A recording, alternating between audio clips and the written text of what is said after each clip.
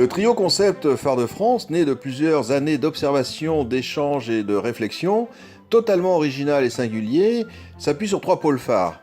La charte des phares de France et ses valeurs, l'association Phare de France et sa sauvegarde et son essor du patrimoine local et national, les franchises Phare de France et leur réponse économique locale aux propriétaires, privés et publics, engendrant des recettes régulières pour entretenir et donc sauver leur patrimoine.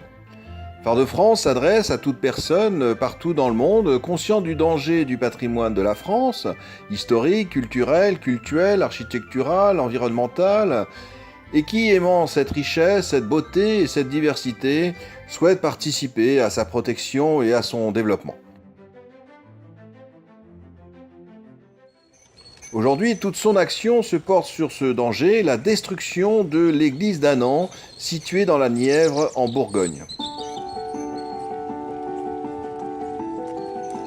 Détruire une église est un acte grave, conséquent, tant nos églises sont partie intégrante de nos paysages, de nos vies passées, présentes et futures, de notre patrimoine.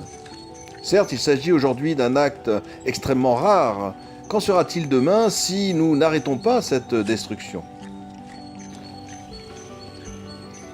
La municipalité a voté la destruction par dépit, par nécessité, par la loi de 1905 qui doit être réformée pour ne plus laisser nos communes de bonne foi et de bonne volonté sans la capacité financière à entretenir notre patrimoine. On va peut-être certainement refaire une étude de faisabilité pour qu'on puisse se baser sur des chiffres, des travaux précis, etc. Et après, on va pouvoir vous donner des dates, des phases. Et au travers de l'église, on va essayer de chercher aussi si on peut dynamiser également l'activité économique, voir ce qu'on peut faire au niveau de l'activité économique au sein de la commune d'Annan. Phare de France s'engage à récolter tous les fonds nécessaires et avance des promesses de dons déjà conséquentes. Voilà.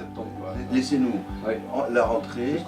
Voilà. Entre-temps, on aura des échanges, on vous montrera déjà ce qu'on a fait, etc.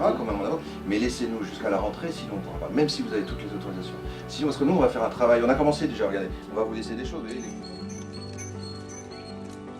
Les Annantais, jeunes et anciens, chrétiens ou non, sont extrêmement attachés à leur église. Sa destruction provoquerait un profond traumatisme que les élus, le préfet et même l'évêché ne soupçonnent pas. Ce traumatisme ne s'arrêtera pas au périmètre d'Annan. C'est pas des pierres, l'église c'est le signe que des hommes et des femmes sont rassemblés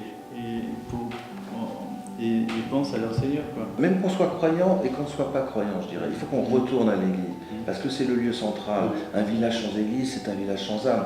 Nous, ce qui nous motive, c'est ce patrimoine-là, qui est notre histoire, qui est notre identité, qui est notre culture. Tout ceci fait qu'on est sensible à tout cela. Et on s'est dit, il faut faire quelque chose. Reconstruire Annan, c'est aussi reconstruire cette humanité qu'on est en train de perdre.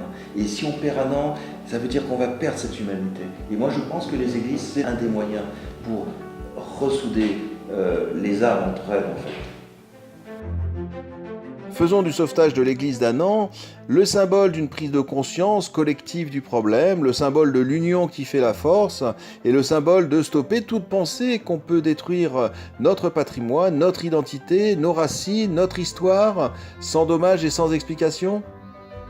Tout le monde est invité à lutter avec Phare de France en adhérant à son association, en donnant de l'argent important ou modeste pour sauver l'église d'Annan et son village, pour sauver la ruralité et ou en travaillant dans ces équipes Phare de Françaises. Ils ont besoin de vous, ils comptent sur vous. Merci à tous.